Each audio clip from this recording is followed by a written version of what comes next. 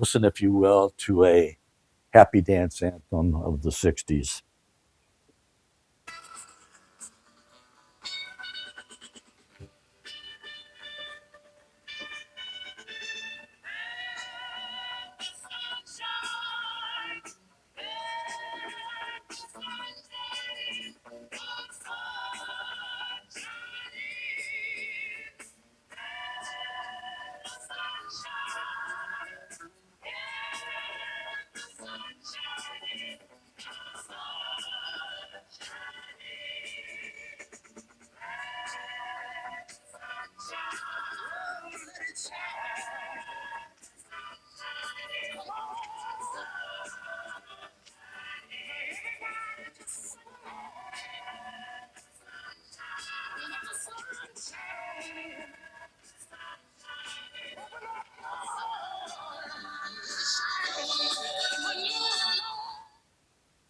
Open up your heart and let the sun shine in. I remember a particular Saturday afternoon in 1969 after the Fifth Dimensions version was released, dancing around our apartment above our farmhouse in Leslie with my wife, playing that and just singing out loud. And it was a great time, the kind of the ending of the hippie movement. Next to reading, a reading from the Bible. Listen, if you would. This is from Genesis, the first book of the Old Testament, the very first verse. In the beginning, when God created the heavens and the earth was a formless void, and darkness covered the face of the deep, while a wind from God swept over the face of the waters. Then God said, "Let there be light," and there was light. And God saw that the light was good, and God separated the light from the darkness. God called the light day, and the darkness he called night. And there was evening, and there was morning of the first day.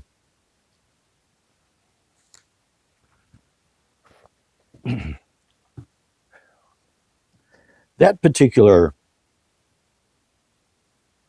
version of the earth and all of creation is one of two versions of creation.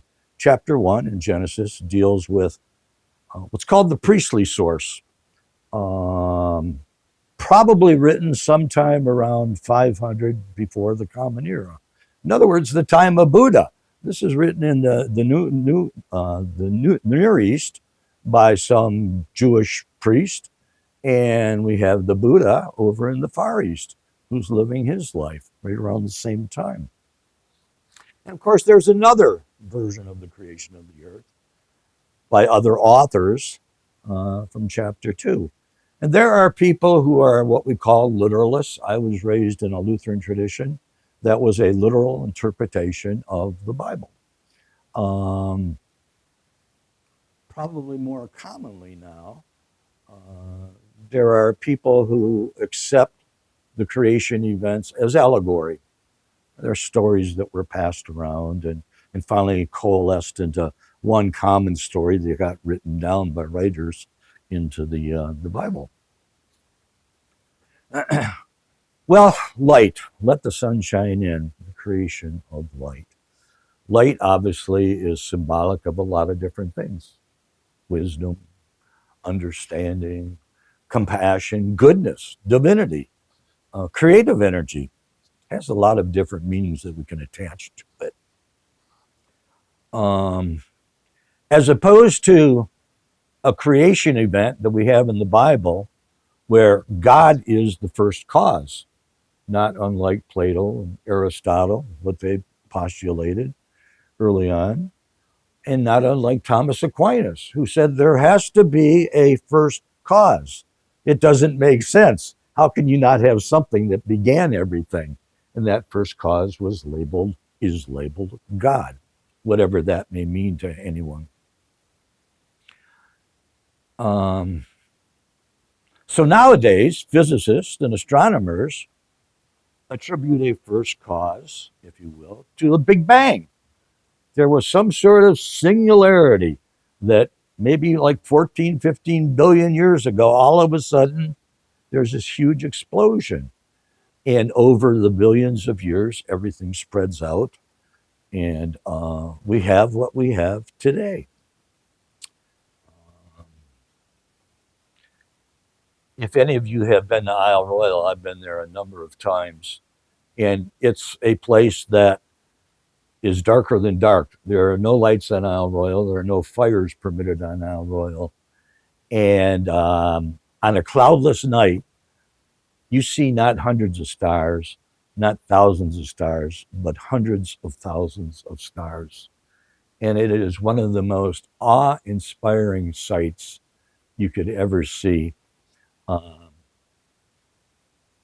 at the same time that you realize there is so much more to this life than just our little part of it here on earth, you also realize how insignificant we are, thinking that we're that important. We're just a little speck of dust in the midst of everything that is. And yet we have to live lives that are meaningful. Um, well, there's, I read last week another version, another theory that's coming out or has come out uh, about whether or not the universe is expanding. Most physicists nowadays say after the Big Bang, that expansion kept going. And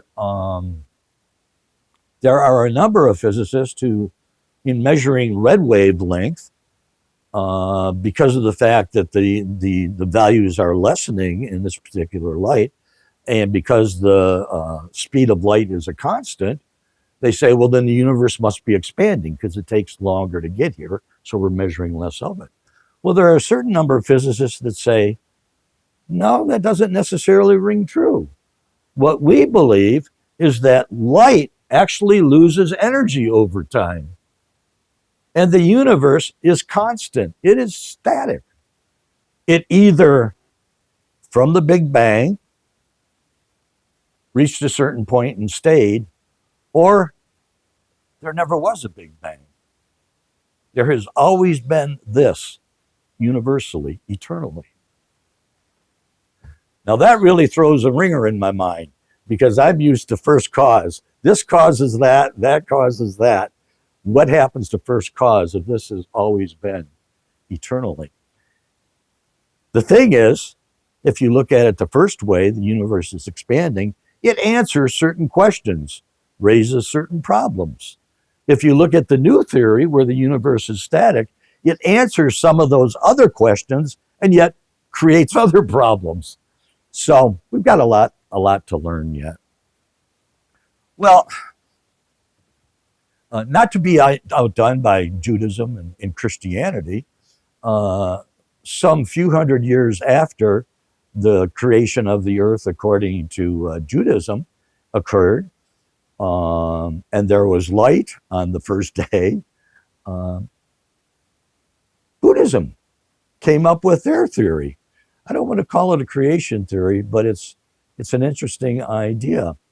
And it actually got written into a book called The Scripture of Brahma's Net, or the Brahmajala Sutra.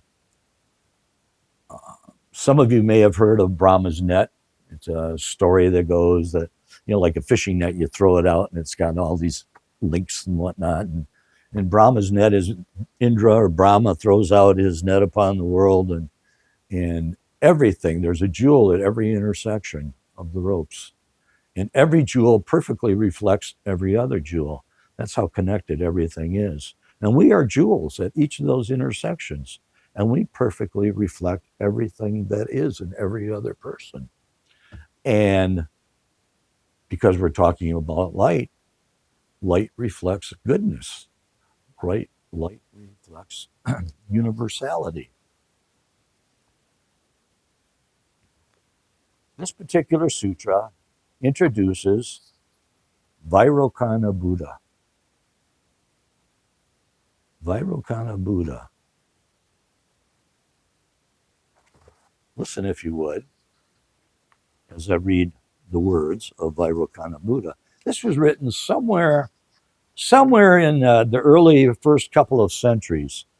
The suspicion is that there was a Sanskrit version that somewhere existed, no longer able to be found. And then somewhere around the 2 to 400s, there was a Chinese version. And this is a translation from the Chinese version. Vairocana Buddha was immediately filled with great joy. He manifested in space the true nature of his light, the original samadhi of his eternally abiding Dharma body, which had become Buddha, and spoke thus to the assembly. All you disciples of the Buddha, listen carefully, reflect well on my words, and put them into practice. Already for incalculable hundreds of kalpas, I have put into practice the foundations of training and made them my guide. What are the foundations of training? The precepts. I began by renouncing everything of a worldly nature and perfected myself into that highest degree of complete and perfect knowledge called Samyak Sambodhi, whereupon I received the title of Vairocana, the one who is the source of the luminosity.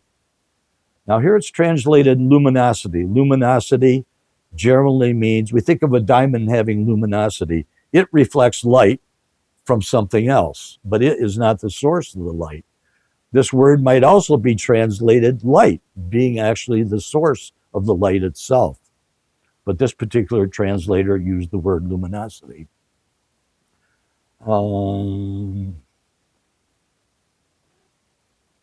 I reside within the ocean of all the worlds contained within the lotus pedestal.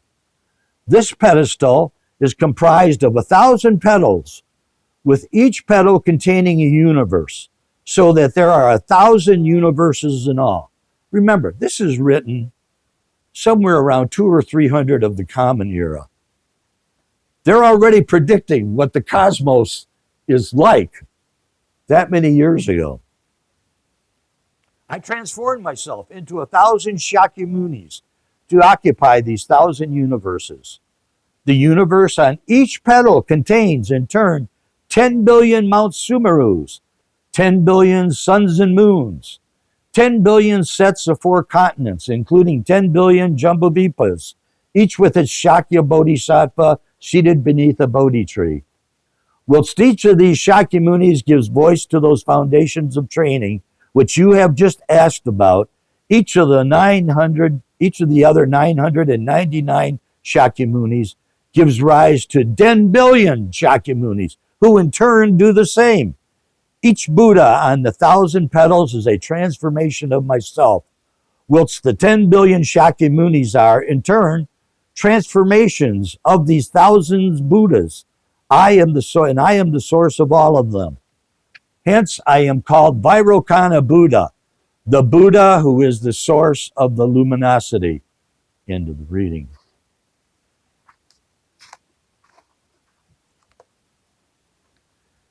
Right after that, this particular sutra goes on to introduce the Bodhisattva precepts.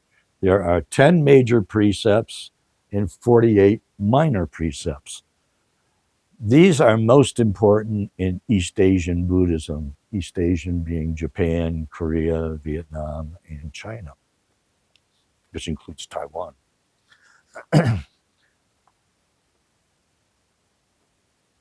Interestingly enough, when Buddha Dharma was first starting in India, and people would go for ordination, they would be asked to 3 times go for refuge to Buddha, Dharma, and Sangha. Are you sure you want to do this? Are you really sure you want to do this? Okay. They'd say, I go for refuge to Buddha, Dharma, Sangha. Then a second time, Buddha would say, are you really certain you want to leave home and do this? And they'd say, yes, for a second time. And he'd say, you better make damn well certain that this is what you want to do. Because once you commit, you're in. And they'd say, okay, for a third time, I want to commit. Well, and those are known as monk precepts. Pratimoksha, the Vinaya for monks. Uh, However, the Brahmajala Sutra, written in China, probably written in China, created a whole new world of precepts. And in fact, in Japan nowadays, there aren't really many monk ordinations because they don't take the monk Vinaya. They take the Bodhisattva Vinaya, the Bodhisattva precepts. So any clergy, for the most part, any clergy that are in Japan, unless they're Theravada monks, they don't take monk precepts. They take the 10 Bodhisattva precepts, which is why they're known as reverends. And they're known as priests. Exactly the same as our reverends here, who are known as priests, because they take the Bodhisattva precepts when they're ordained table clergy.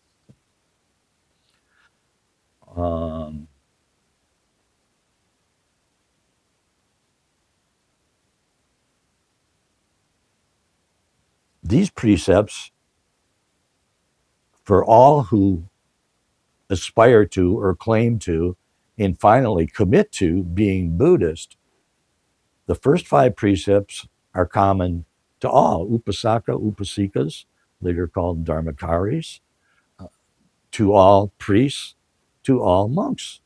The first 5 are common.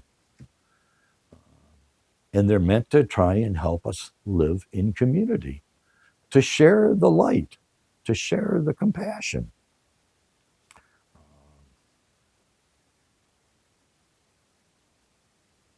Today we get to celebrate with Edward Frank. And in our own minds, we can renew these precepts as we go along with them. We take refuge and we take the precepts. A lot of people think that Zen Buddhism or Tian Buddhism or San Buddhism, the Buddhism of meditation, of meditative absorption, a lot of people think that, it's, and unfortunately, a lot of Westerners tend to propagate this. The beatnik generation back in the 50s, that precepts really don't mean much of anything. Morality doesn't really mean much of anything. It's a bunch of word games you play. You test each other with koans, and that's the heart of Zen practice. And then it's such a bunch of nonsense.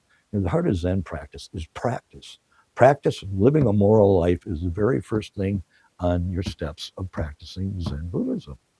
If you don't live a moral life, the rest of it doesn't count. At least try. It's not always easy to do. You're going to fall down. You're going to stumble. We all know that. We all do that. But you pick yourself back up again and you start walking the path again. And so the very basic, the heart of it all is precepts. And today, each of us has the opportunity to renew those in our own mind. May blessings abound for all of us.